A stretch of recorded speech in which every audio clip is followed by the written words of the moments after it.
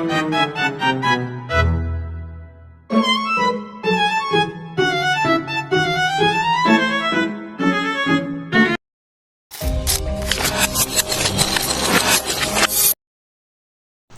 teman-teman semua, jadi di sini saya akan bahas dampak sosial informatika yang mencakup materi apa itu informatika, bagaimana dampak positif dan negatifnya, solusi dan sikap bijak dalam menghadapi dampak informatika, serta contoh kasus berita dari dampak positif dan negatifnya. Nah, sebelum kita masuk ke materi, saya ingin memperkenalkan diri. Nama saya Siti Alia Kaika Sadia dari kelas 1110. Nah, di era modern seperti sekarang, teknologi sudah jadi bagian penting dalam kehidupan kita. Setiap hari kita berhubungan dengan komputer, laptop, HP, internet, maupun data. Nah, di balik semua itu, ada satu bidang ilmu yang sangat berperan besar di kehidupan sehari kita, apalagi di era modern sekarang, yaitu informatika.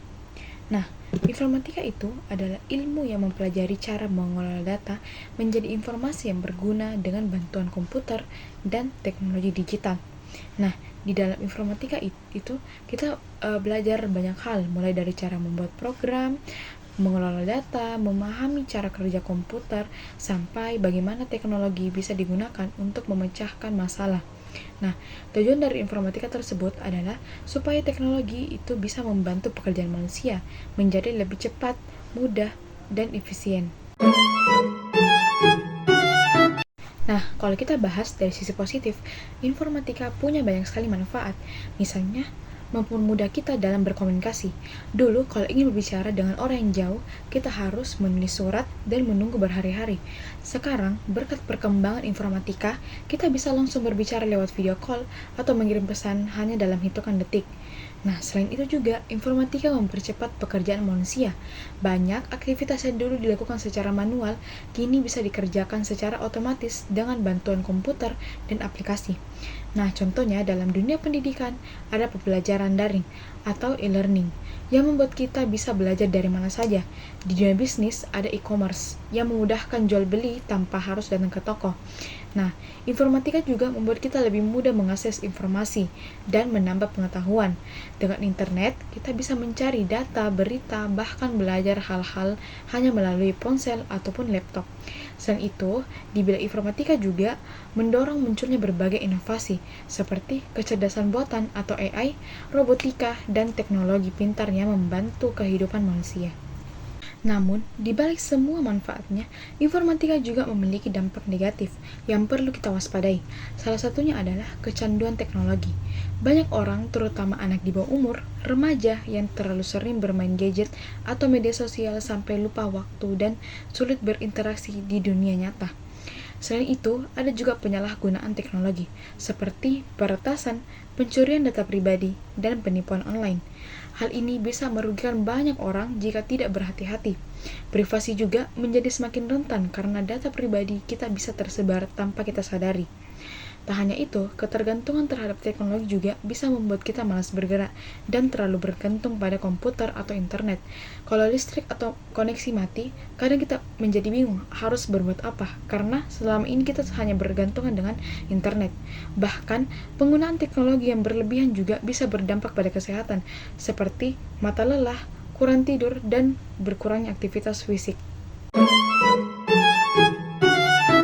Nah, seperti yang kita tahu, informatika memang membawa banyak manfaat dalam kehidupan sehari-hari. Namun, kalau tidak digunakan dengan benar, teknologi juga bisa memberikan dampak negatif. Maka dari itu, kita perlu mempunyai sikap bijak dan solusi yang tepat agar bisa memanfaatkan informatika secara positif. Nah, contohnya, yang pertama, gunakan teknologi seperlunya dan secara seimbang. Jangan terlalu bergantung pada gadget atau internet. Atur waktu penggunaan media sosial, game, atau aplikasi supaya tidak mengganggu waktu belajar, beristirahat, dan berinteraksi dengan orang sekitar. Misalnya, batasi waktu bermain HP hanya 1-2 jam setelah belajar. Yang kedua, gunakan teknologi untuk hal-hal yang bermanfaat. Seperti informatika seharusnya membuat hidup kita lebih produktif. Jadi, gunakan untuk belajar hal baru, mencari informasi penting, membuat karya digital, atau menambah keterampilan. Nah, contohnya belajar desain grafis, coding, ataupun editing video melalui internet. Nah, yang ketiga, jaga keamanan dan privasi data pribadi. Jangan sembarangan membagikan informasi pribadi seperti alamat, nomor HP, atau foto-foto di media sosial. Gunakan password yang kuat dan aktifkan fitur keamanan seperti verifikasi 2 angka agar akunmu tetap aman dari peretasan. Nah, yang keempat, bersikap kritis terhadap informasi yang ditemukan di internet. Sekarang, banyak sekali berita palsu atau hoaks yang beredar di media sosial. Maka dari itu, kita harus lebih cerdas dan tidak langsung percaya. Biasakan untuk memeriksa sumber informasi sebelum membagikannya, apakah informasi itu valid atau tidak. Nah, yang kelima, bangun etika digital yang baik. Gunakan internet dengan sopan dan menghargai orang lain. Jangan menyebarkan kebencian, menghina, atau melakukan cyberbullying. Ingat, apa yang kita tulis di dunia maya bisa berdampak besar bagi orang lain. Yang keenam atau yang terakhir, gunakan teknologi untuk solusi sosial. Kita bisa memanfaatkan informatika untuk membantu masyarakat. Misalnya, membuat aplikasi edukasi, kampanye lingkungan, ataupun media informasi yang bermanfaat bagi banyak orang. Nah, yang terakhir, ada pun contoh kasus berita dari dampak positif dan negatif. Nah, kasus yang pertama, selama pandemi COVID-19, seluruh sekolah dan universitas di Indonesia terpaksa menghentikan kegiatan tatap muka demi mencegah penyebaran virus. Berkat perkembangan informatika, kegiatan belajar mengajar tetap bisa berjalan melalui e-learning dan menggunakan platform digital seperti Google Classroom, Zoom, Microsoft Teams, dan Ruang Guru. Guru dapat mengajar secara virtual, memberikan tugas, serta melakukan evaluasi hasil belajar tanpa harus bertemu langsung. Sementara itu, siswa dapat mengakses materi pelajaran dari rumah melalui internet. Nah, dampak positifnya yaitu proses belajar tidak terhenti, meskipun terjadi pandemi karena adanya pemanfaatan teknologi informatika. Hal ini juga mendorong siswa dan guru untuk lebih melek terhadap penggunaan teknologi dalam kegiatan belajar mengajar. Selain itu, perkembangan informatika menumbuhkan kreativitas guru dalam mengajar melalui berbagai media digital yang menarik dan interaktif. Tidak hanya itu, informatika juga memperluas akses pendidikan hingga ke daerah terpencil yang memiliki jaringan internet sehingga semua siswa dapat memperoleh kesempatan belajar yang sama. Nah, kasus yang kedua, pada tahun 2022, publik digemparkan oleh seorang peretas bernama Bejorka yang mengaku telah membocorkan data pribadi jutaan warga Indonesia, termasuk data dari Kominfo dan instansi pemerintah. Ia juga menggugah data seperti NIK, nomor telepon, dan alamat email di forum online.